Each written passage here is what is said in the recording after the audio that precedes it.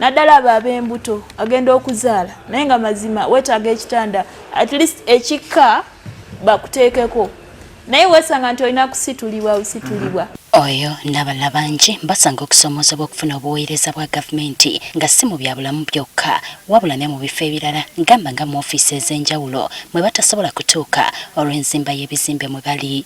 Tulina abantu abalina obulemu bw'amagumba especially abo abatambulira mu bugaali wheelchair.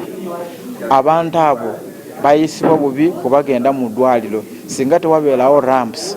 Kati ab'ebitongole by'obwannakyewa nga bikulembeddwamu Nudipu bakuŋŋaanye okusala amagezi butya bwe bagenda okweŋŋanga obuzibu abantu bano bwe basanga. Tulina etteeka ly'ebizimbe lye tuyita Building Control Act.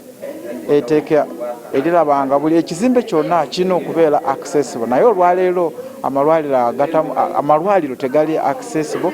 Enzigi luusi zibeera narrow, then ebitanda luusi tezibeera accessible. Mbagamba wakyaliwo n'okusosolebwa mu bantu bano mu ngeri ez'enjawulo. Abantu abaliko obulemu bagenda mu ddwaliro especially abo abakyala bababuuza naawe omulema wafuna otya olubuto.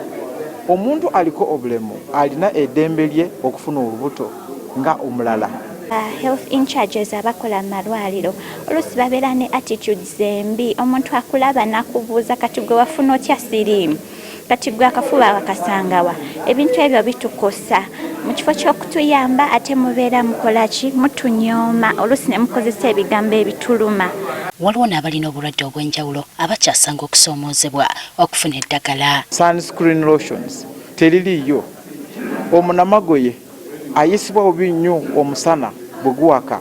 Omubiri gwe guli so sensitive to the extent that ayinza okufuna cancer mu bwangu singa atakoze ezo sunscreen lotions.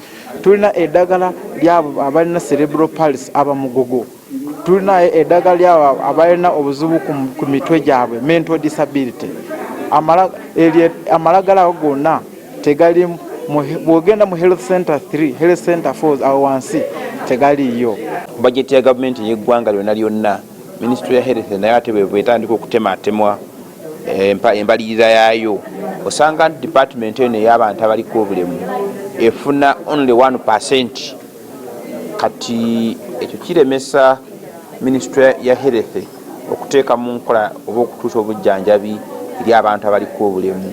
Ate bannaabwe abatalaba nabo bagamba embeera ebanyiga lwabwe. Kubanga tetusobola kusoma ebigambo oluusi bye muteekako ki ku bisenge. Ebigambo biba bitini nnyo kati bannaffe abatalaba baba tebasobola kutegeera information gye mu displayinze ku bisenge ebyo.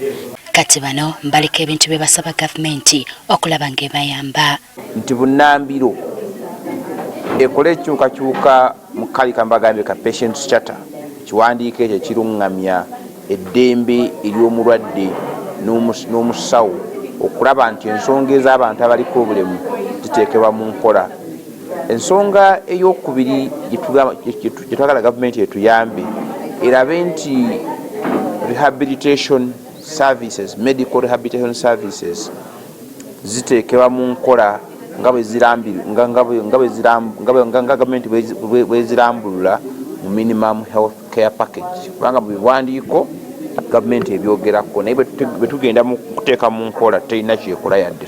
Abantu abaliko obulemu basaba nabo bafiibweko ng'abalala kuba nabo balina eddembe okufuna obuweereza bwa gavumenti.